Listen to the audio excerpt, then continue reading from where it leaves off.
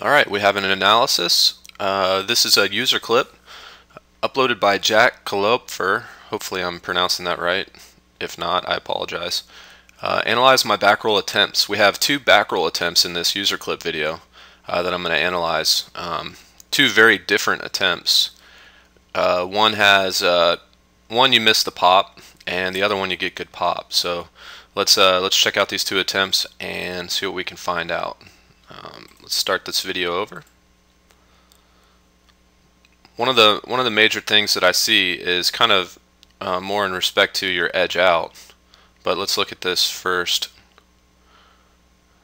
You actually stand tall through the wake, but I think the reason that you're missing your pop is because your rotation is too front to back on this attempt, which you can actually see your shoulders actually lunging forward towards the boat.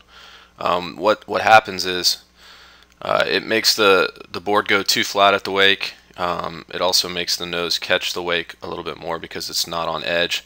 But as you can see right here, you have a pretty washy wake, which makes it really hard to edge cleanly through the top. So on this one, I'd almost disregard this attempt because it looked like to me that you plowed the nose through that whitewash.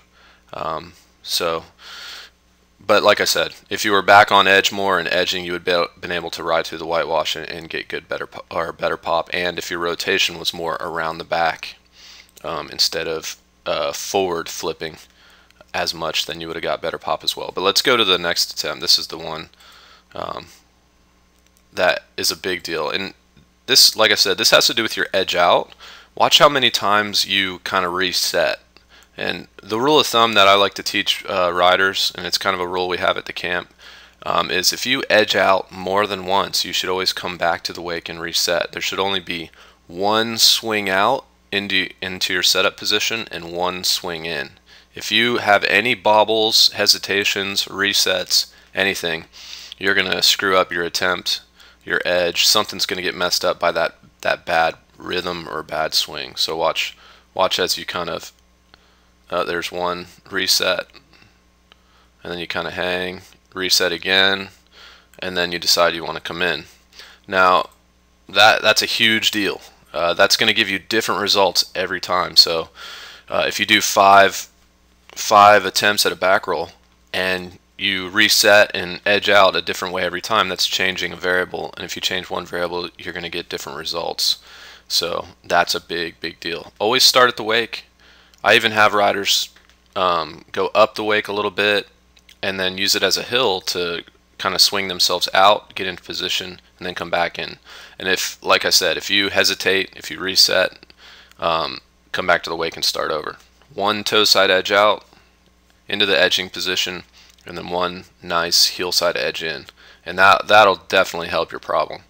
But I mean, this back roll, the edging position looks good, nice and tall, a little bit of knees rolled forward. And then even through the wake, back leg could be a little straighter.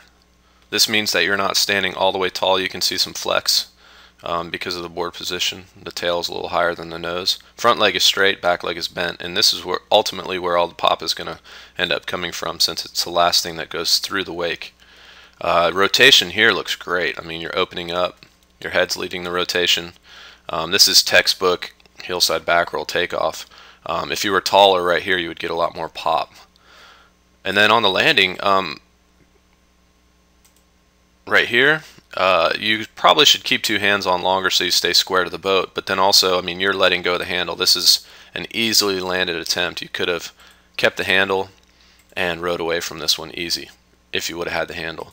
But right there, you could see, let me rewind it just a little bit.